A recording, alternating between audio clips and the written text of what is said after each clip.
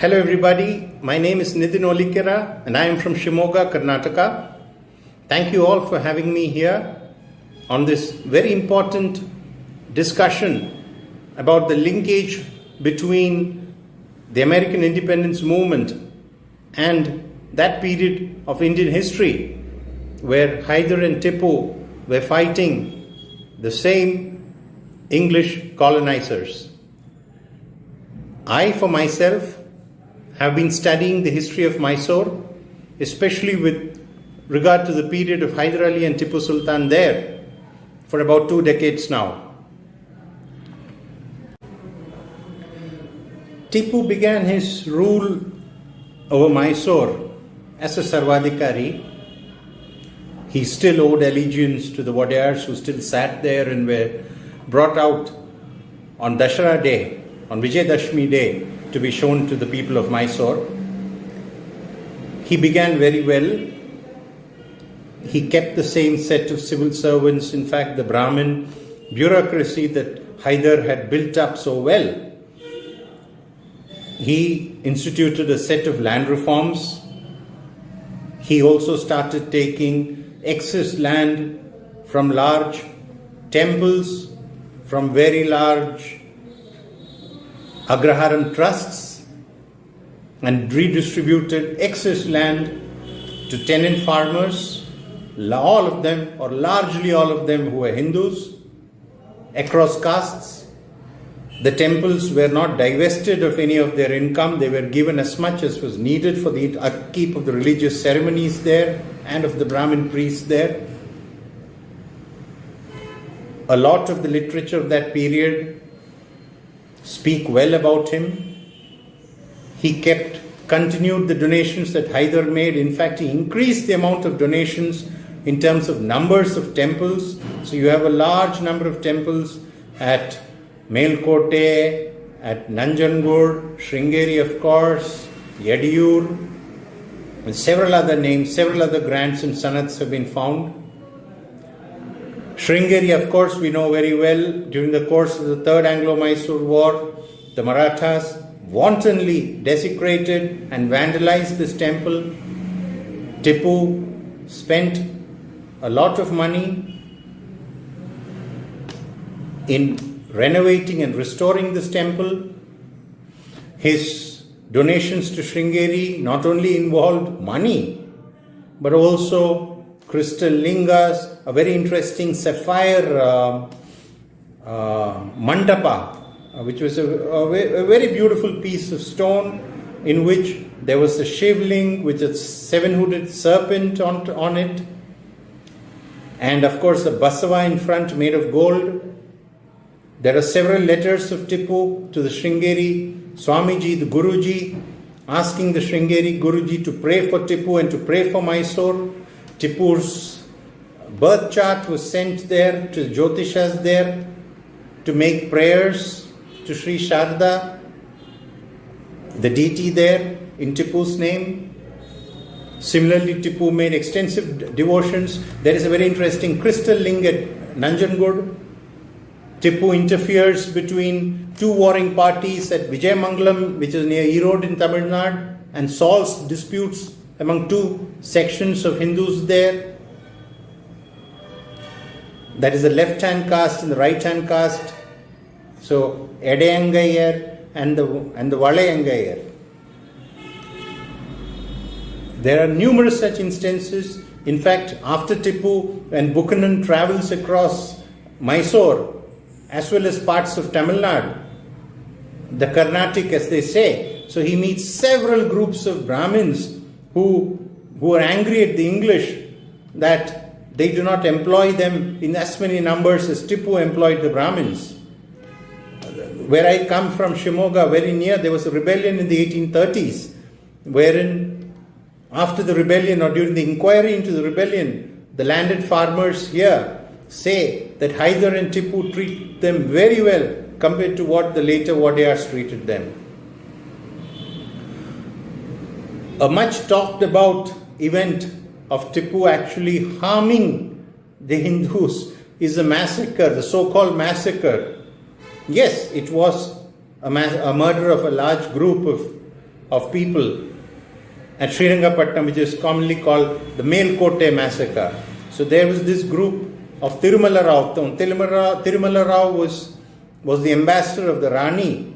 So the Rani, the Wodeyar Rani, the Dowager Queen, Lakshmamani. So Lakshmamani was the Dowager Queen of the Wodeyars, and she and her family were displaced by Haidar and Tipu and kept under state security and house arrest with an allowance made to them. They were not harmed in any other way. Remember that Tipu or Haidar, especially Tipu, could have finished the whole family at one shot. He never did that. So Lakshmamani keeps a steady correspondence with the British through her emissary, who was placed at Telisheri, and his name was Tirumala Rao. And events turned out so bitter that Tirumala Rao kept trying to pull local chiefs away from Mysore, which was then with Tipu, and towards the British. He also actively started communicating Tipu's war plans to the British. All of this enraged Tipu, and Tipu made an example of it by hanging to death several of Tirumala Rao's clique members at Srirangapatnam. These were not women or children, but all grown men. There was a large number, amounting to more than 100 is what it is said. This was not the first time that such an execution would be carried out. We have Chikkadevaraya Wodeyar, who massacred a whole group of Lingayat priests. So these were Jangama priests, and demolished several Lingayat mathas because the Lingayat peasantry refused to pay taxes, and he wanted to make an example of this. So this kind of execution of large groups of conniving, treasonous, at least in Tipu's eyes, these people did treason to Mysore by collaborating with the British. So these kind of events happened before Tipu, and they happened later too. Right near where I sit, there is a town called Honnali, wherein the Wodeyar, that is Mummadi Krishnaraj Wodeyar, who came after Tipu in connivance with the British, executed. The tree still stands there at the great temple at Honnali. Very near that, he strung up several farmers and several revolutionaries there who revolted against the British and the Wodeyar rule. Overall, Tipu maintained Hindus in every group or every part of his establishment. There were Hindu clerks, there were Hindu generals of cavalry. In fact, he had 2 large regiments of infantry which composed entirely of Hindus. His bodyguard contained Brahmins. His bodyguard contained groups of Brahmins who would probably have been secretaries and clerks, and also a large amount of Marathas there. I have, in the course of my research, stumbled upon several new pieces of evidence. Listen, there is something very important here, that a lot of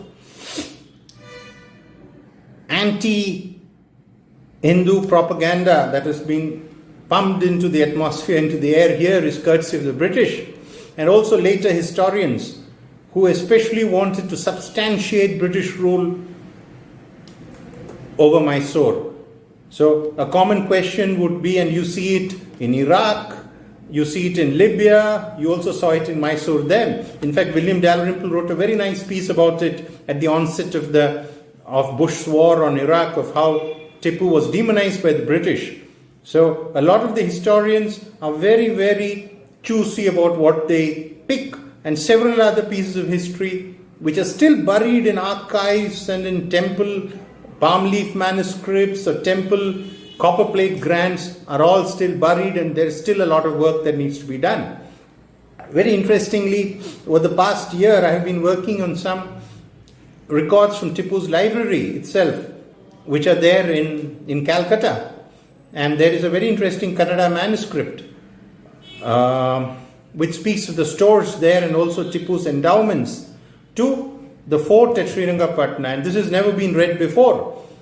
The paper still remains to be published, but I will give you snippets of it here right now. So Tipu speaks of daily sanctioning money for a Kaveri Puja, the puja of the river Kaveri which flowed in front of the fort.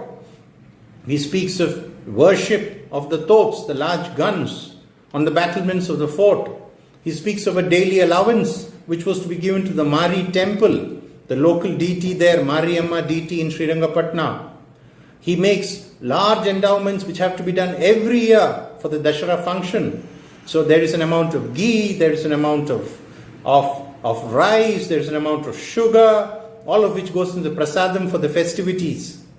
So there are several such small private things. So all of us have heard of his donations to Sringeri and Melkote. But you have this king here who makes small donations to guns, who makes a small Mariamma Gudi. So this is not even a large temple, this is a small temple, but it is well beloved for the people of Srirangapatna, especially the soldiers there.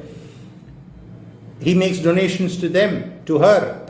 So these are all very small, important pieces which tell you of his religious pluralism. And remember that in the 1700s, India was very syncretic. I don't know if this is known to many, but there is a large group of people who still think, and this is important because when Tipu, as a very young child, fell ill, and Haidar, Tipu's father, was campaigning in Chitradurga. So we know that Haidar visited the temple to Tipperidra Swami, which was at Nayakanahatti near Chitradurga, and he prayed for his son.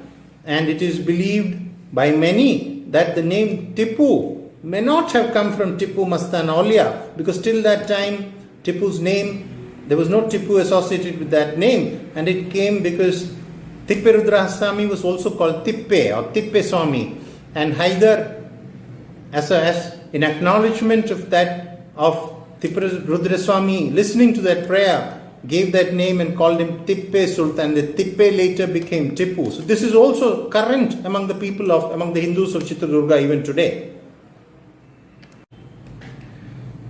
There is a lot of mud slung upon Tipu for his depredations in Malabar, Coorg, and his treatment of the Catholics in Mangalore. As for the Christians or the Catholics of Mangalore, they were in connivance with the British. They lent money to the English. They gave away Mysorean secrets to the English. And Tipu wanted to make an example of them because he felt that if they were there as a large group, it would be dangerous for Mysore, and Tipu brought them all to Srirangapatnam. This journey of exile, similarly as what happened to a large part of Kurgis or Kodavas as well, was perilous, because when you have large groups of people walking, men, women and children walking over large distances, a lot of them succumbed and died en route. But when they were brought to Srirangapatnam, the Catholics of Malabar, or the Catholics of Mangalore rather, were allowed freedom of religion. We have actual letters which Tipu sends to the Portuguese. He did not trust the English, of course, when he asked the Portuguese to send priests, and he said specifically Indian priests. He did not even trust Portuguese priests or Indian priests from Cochin. So Cochin, you had a large group of Christians, Syrian Christians, some of them were Catholic under Portuguese pressure. A lot of them had turned Catholic, and especially asked for Christians to be sent from there. A number of Mangalorean Catholics were also asked to convert to Islam. Many of them willingly and many of them unwillingly also became Muslims. We have record of this as well. A lot of them, after Tipu's fall, went back to Mangalore and went back to the plantations and the professions they did. All of this, yes, I admit, his treatment of the Kodavas, the treatment of the Mangalorean Catholics, his purge of many ranks of Kerala nobility happened for one particular reason, that is, they did not accept suzerainty of the Mysoreans. We do not see this happening to the Telugus, whose areas he captured. We do not find this happening to the Marathas or the Marathi Hindus. No. In fact, we find a very large number of Marathis taking service under Tipu, both in the Brahmin clerical cadre as well as the military cadre. You have a large number of Marathi Brahmins employed with Tipu. So what should come to our mind is, when Tipu did all this, were they done for the first time? Did no one else previous to Tipu do this? Did no one else after Tipu do this? By this I mean, did they not punish recalcitrant subjects en masse? Did they not exile them? Did they not harass them? They happened, yes, but Tipu is special, especially to his detractors, because he is a Muslim. And in this charged political environment, there are people who do not want to accept that what Tipu did 200 years ago, did at a time when there was no real concept of secularism as we know it. So, all of these reasons is because, all of this happens is because you look at history that happened there from a different eye, you look at it with today's eye. And you must realize that as Voltaire said, all great men have great faults. And Tipu had some faults too, yes. Yet, you cannot even remotely look at him as a religious bigot, no. Because he adored his subjects, he took good care of them, he made donations to Hindu temples, to Christian churches, he also requisitioned deities, he donated lingas, he requested temple priests and purohits to pray for him and his family. This is quite different. So you pay money to a temple, that is one thing, but you actually help to make a temple, you actually help to install a deity, an idol there is different. You actually tell the temple authorities to make a prayer for him to the Hindu deity, that's a different thing. Tipu indulged in this is not spoken about. Tipu punished his subjects irrespective of religion. I have spoken of his punishment to the Muslim Maplas in Malabar. I have spoken of his punishment to the Mahdis, they were Mysorean Muslims. He did not. So when you do not discriminate in punishment, you obviously do not discriminate in the donations that you do either. So a lot of this is essentially because a lot of groups in India are angry or do not accept the fact that here you have a Muslim in the 18th century who regarded India and Mysore as his own, and which was his own, and who did not have any truck, as they say, with the British, and who all through the time, unlike the Marathas, unlike the Wodeyars earlier, unlike the Nizam, refused throughout his career, throughout his rule, to even keep a resident in his court or to ally with the British in any fight with the other Indian powers. So this mud of him being a bigot which is thrown upon him all serves one particular purpose. It is very important to sift through the mud here and to take the gold that is there. And I hope I have been able, I do not need to convince you of anything, but I want to present to you some of these facets of Tipu, and to you, many of whom would be Muslims or Hindus or Christians, to tell that would such a man be a bigot. Thank you so much.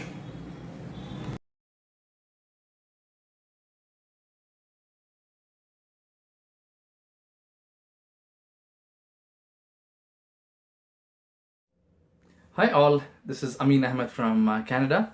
The title of my presentation is Beyond Sringeri Mutt Pillage, the Maratha Empire raids on Karnataka and pushback by Haidar Ali and Tipu Sultan. The Maratha Empire raids are one of the hushed up chapters in modern Indian history. Now, in today's Karnataka state, which encompasses much of Mysore Kingdom, that Haidar Ali and later Tipu Sultan ruled between 1761 and 1799. One occasionally gets to hear about the pillage of Sringeri Mutt in 1791. Now, this is one of Hinduism's holiest sites. Tipu Sultan wrote letters to the Mutt expressing his anguish at the desecration of this holy site, and it is said that he offered to repair it. Now, attempts have been made to, sweep aside this as, as a one-off incident that happened due to a band of unruly military irregulars of the Maratha army. However, buried in this cacophony of mainstream narrative, which has been built over a century by protagonists of the Maratha Empire. There are stories of atrocities of the Maratha armies on millions of non-Maratha Hindus across India, particularly the Kannadigas. Now, this presentation traces some of the destruction the Maratha armies carried out in Karnataka. Now, even as Haidar Ali and Tipu Sultan to try to prevent the same. Now, let's start with the Maratha-Mysore conflicts in 1600s. The conflict between Maratha soldiers and Mysore Kingdom, it dates back to the days of the Maratha warrior Shahaji, who is the father of Shivaji, who founded the Maratha Empire.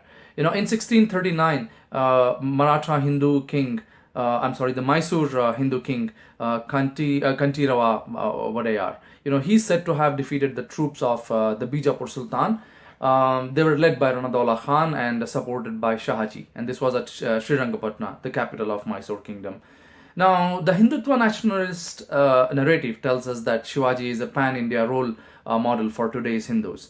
However, contemporary sources of Shivaji, as well as the later Marathas, both European as well as Indian, they paint a slightly different picture of him. Now, he is said to have, led many attacks on the towns and manufacturing areas of Karnataka, and this is according to the Gazetteer of Bombay Presidency 1883, which quotes eyewitness accounts by European traveler, a friar.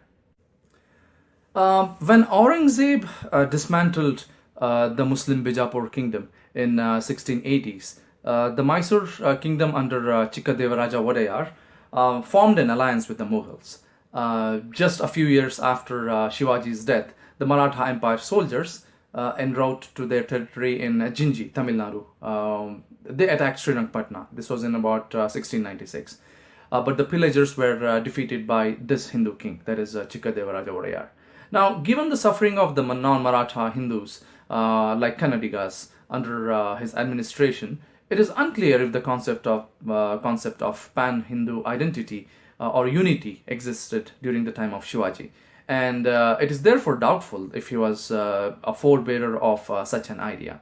Now, Aurangzeb and Chikkadevaraja Wodeyar, they passed away within a few years of each other in the first decade of the 18th century. Now, across the Indian subcontinent, the Marathas quickly gained territory at the cost of the Mughals and also other kingdoms. Now, let's see what hashappened in 1750s to Kannadigas under the Marathas.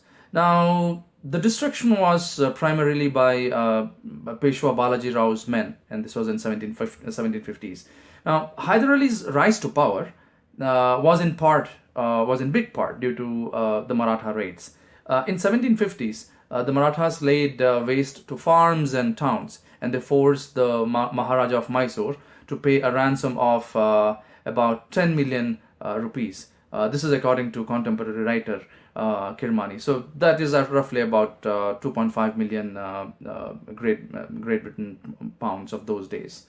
Now, Haidar Ali, who was still,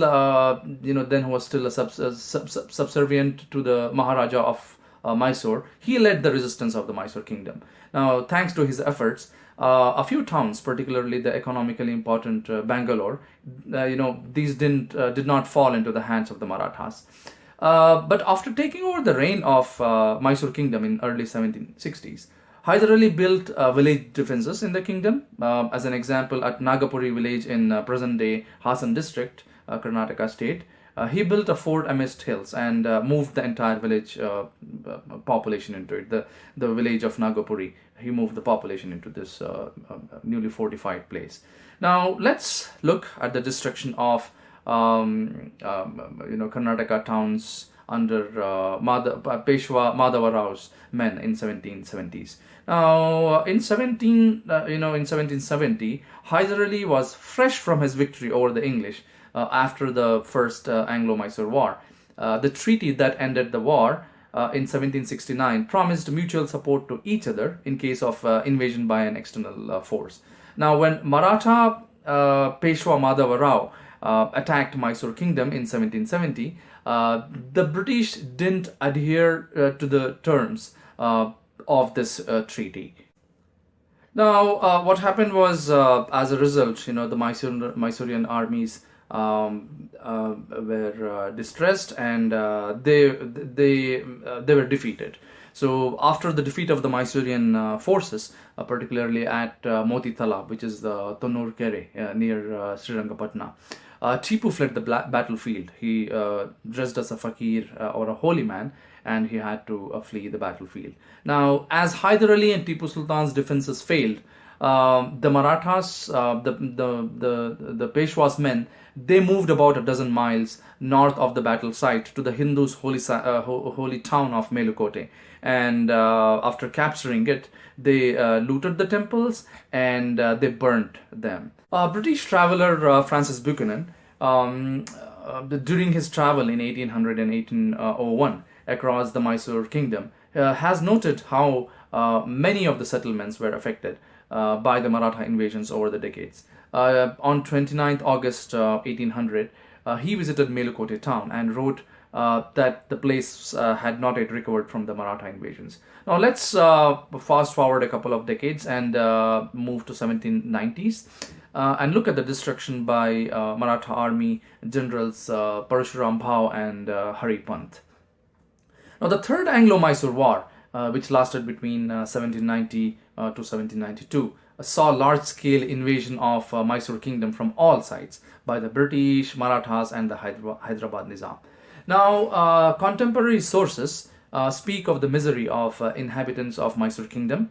Maratha General Parshuram Bhau, his name appears numerous times in these sources, and it's associated with not so good things. And they include burning, looting, plundering of temples and towns, Hindu temples and towns, and also mass murders of Hindus, rapes and abduction of young girls, particularly the lower caste Hindus, or the Shudras as they are referred to by these sources. Now, Edward Moore was part of Captain Little's detachment that supported Parshuram Bhau's invasion of Mysore Kingdom in this period. Now, he has documented the destruction of over 22 towns and Hindu temples. Moore also witnessed 10 villages burning at a single time near Chennagiri in present-day Davangere district. Now, he also wrote about many villages and small towns that were razed near Dharwad in North Karnataka. Now, apart from this, the mulberry cultivation of the farmers was also destroyed by the Grand Army, as well as many farmlands that were destroyed, and many trees that were wantonly destroyed by the Maratha armies. Now, other eyewitness accounts of the war comes from another English soldier, Major Durham, in 1793. And Buchanan also documented the destruction by Maratha armies carried out between 1791 and 92. He lists at least 28 villages and towns that were destroyed. Now the question arises, if there was so much of death and destruction during this war, what were Tipu's soldiers doing? Stretched and clearly unable to protect every inch of their territory, the forces of Mysore Kingdom concentrated on protecting big towns and fortifications. Now, there are many tales of Mysorean bravery against the invaders, led by none other than Charles Cornwallis, who was the second in command of the British forces in North America during the Revolutionary War. And, he fought the might of George Washington in America. Now, some of the names that come that are known for bravery during this war from the Mysorean side are Bahadur Khan, the Khilidar of Bangalore Fort. Apparently he died after a heroic struggle of 3 weeks, and he was honored by Cornwallis himself for his bravery. Now there is this a gentleman, Badruzzaman. He held off the combined armies of the Marathas and the British. And then you also have the unnamed Kilidar of Hutri Durga near Tumkur. Apparently he's supposed to have said that he has eaten Tipu's salt, and he will not surrender till Tipu does. Then you have the Banke Nawab or General Reza Khan. he followed the scorched earth policy and burned the fodder of Cornwallis's army and forced him to burst his big guns and retreat from Srirangpatna. But Cornwallis, he prevailed finally because the Maratha armies joined him. And once the Maratha armies,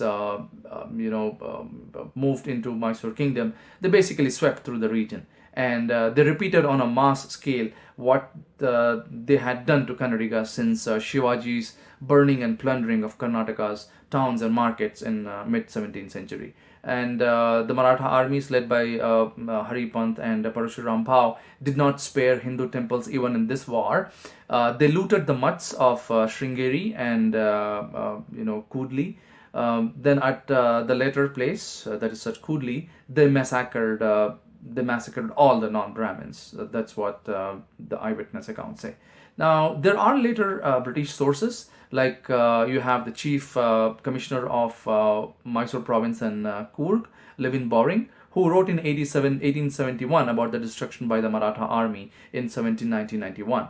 And while Buchanan visited many of the towns and farms 10 years after Parasuram Bhau's destructive campaign and claimed that they had not yet recovered, it's interesting to note that Bowring observed that even 80 years later after Bhau's campaign, many towns like Shivamogga had still not recovered from the ravages. And he wrote a similar thing about Chitradurga as well. And writing in 1897, B.L. Rice observed that Madhugiri town, which was besieged by Maratha army led by Balwant Rao for about 3 months in 1791, had still not recovered from the destruction, and this was over a century later. Now, let's look at the conclusion. Like any other kingdom or any other empire, the expansionist policies followed by the Maratha rulers, they put them into conflict with many kingdoms, both Hindu, ruled by Hindu kings and Muslim kings. But the ruthlessness displayed by the Maratha armies resulted in the suffering of many civilians, and most of them were most of them were not Muslims. They were actually Hindus.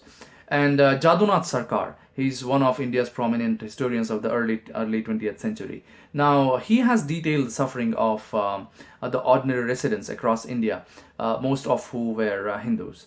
Now, and this is at the hand of the Maratha armies. Now, although a largely forgotten chapter in Indian history, a search of literature by contemporaries reveals many unheard stories of Maratha army atrocities in Karnataka as elsewhere.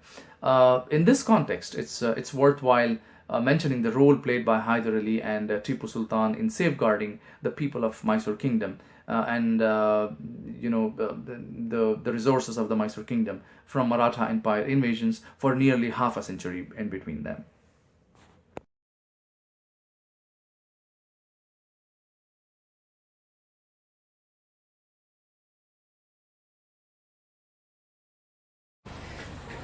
The Battle of Pollilur is a very significant event of modern Indian history. It inflicted a very severe blow on the colonials. A historical background to this battle is necessary. The relations between Haidar Ali and Tipu Sultan with the British were highly strained from a long time, from 1750, from the Carnatic Wars, a historical background in which there was a breach of trust. Haidar Ali had gone on the request of the British to help them against the French in 1750 in the Carnatic War. He helped them, defeated the French, restored the order, but the demand was that for the services of Haidar Ali, the fort of Tiruchirappalli would be given. When he demanded the fort, they did not surrender. From that time, the relations were very strained. Then Haidar joined the French and inflicted blow. From 1750, continuously there was a kind of a struggle between the two. Then it led to the First Mysore War. In the First Mysore War, the English joined the Marathas and Nizam to defeat Haidar Ali and Tipu Sultan. But these two inflicted again a very severe blow in the first Mysore War. In that war, they almost entered the area of the British in Tamil Nadu. They were about to capture the entire government. They rushed to their ships and Haidar dictated it. It was a very historical. Haidar won a very glorious, very important victory over them. But then a treaty was entered. The treaty was that whenever Tipu needed some help against his own rivals, in particular the Marathas, the British would come to the rescue. When the Marathas invaded, he asked their help. The British did not come. The breach again of the trust was there. So therefore, for a long time, the relations were very highly strained. Hence, in 1780, in month of July, the second Mysore War, suddenly Haidar invaded Karnataka, the British, and then the war began, the first Mysore War. It went on, it was very successful, the British could not do, with the result that in the month of September, the British sent an army under Bailey. He came from Guntur to near Kanjivaram, a small place between Kanjivaram and Arcot called Pollilur. A very severe battle took place. The battle was so successful that either inflicted a very severe blow. The entire British army was either cut or captured, nearly 5,000 officers and sepoys and things. Then Bailey was expecting Monroe to come to the help. Monroe was not able to come and he could not face Tipu. He threw all his weapons, guns, powders, weapons into the battle of Kanjivaram and rushed to his own place, Madras. So this battle was so severe that Buxar was supposed to be, Sir Hector Monroe was supposed to be the hero of the Battle of Buxar. He had defeated the emperor of Mughals, Shah Alam, and then the ruler of Lucknow, Awadh, called Shujawat and also Mir Qasim of Bengal. All the three rulers who had come against British were defeated and the battle. That was a very historical, very decisive battle which laid the foundation of the British Empire in India. Such a man, Monroe, could not face Tipu. He threw all his weapons into Kanjivaram and sought shelter near Madras. Then Bailey and his all officers were captured. They brought to Sringeri Mutt and he died there. Therefore, it's a very important war that took place. Now, the significance of it was that the Mysore army and Tipu had become almost a school of military science for others. They were so alarmed, they were so much frightened, they were alarmed that Tipu's horses had almost wings to fly over their forts. And then it was a very successful campaign. Now, what is the significance of that? Tipu was always, from the beginning, thinking that there was a great danger to Indian sovereignty from British. And he had two very passionate aims or objectives in life. One is the elimination of the colonials, and the second is to make his own country very prosperous and very happy. Tipu his passionate aims were two: elimination of the colonials and then to make his own country very prosperous. For this, he never compromised his principles, never deviated from the old, and never surrendered to the foreign power. He thought that there was a great danger, and then he fought not one but 4 Mysore wars and won 2 of them, kind of thing. There is a message which we have to remember, which Hazrat Tipu Sultan had given. Number 1 is that the definition of history. All history is nothing but unfolding the drama of human freedom, political freedom, social freedom, economic freedom, freedom from want, from hunger, from superstition. He also said that death must be preferred to dishonor. He also said, don't cut a tree to get at the fruit. He also said that live the life of a lion, not of a gift of all time. he was a very revolutionary, and then every time he was thinking that man must be bold enough to do the right and fair to do. He must live for a cause and die for a cause. We should also remember that in the Western countries from the 14th century, there was steady progress. Then Renaissance came in Italy, Reformation came in Germany, and Revolution came in France. This Renaissance, Reformation, and revolutions, all these ideas and concepts, Tipu absorbed in them, and he tried to install them. He planted a tree for liberty outside his house, and then he called himself, no ruler in the country had called himself as a citizen Tipu. He had very revolutionary ideas. He wanted to go again. And he tried to unify all the rulers against the colonials. He was not successful. And then he tried even to get the people abroad.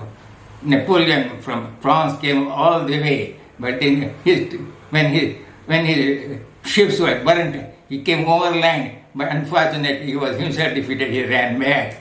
When in the life of Napoleon and the life of Tipu Sultan, there is a great contrast. Both of them were not successful in their own efforts. But then Tipu died like a martyr, and then no more. But Napoleon himself became a prisoner and suffered miserably at St. Helena. Therefore, history many a time places the crown of honor even among those who have been defeated. Examples are there in life. Socrates was not successful.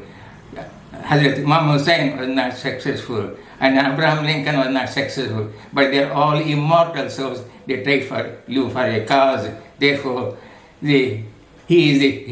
Tipu must be remembered because he offered his blood to write the history of free India.